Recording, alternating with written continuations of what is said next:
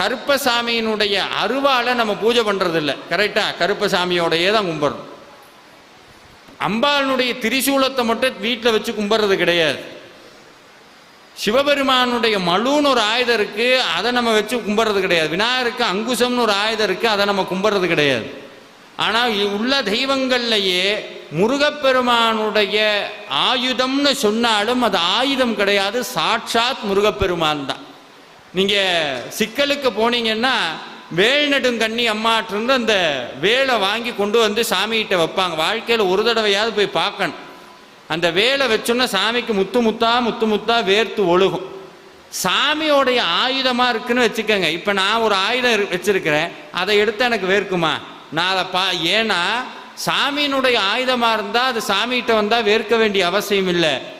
சாட்சாத் சிவனும் சக்தியும் சேர்த்த பரிபூரண வடிவம் தான்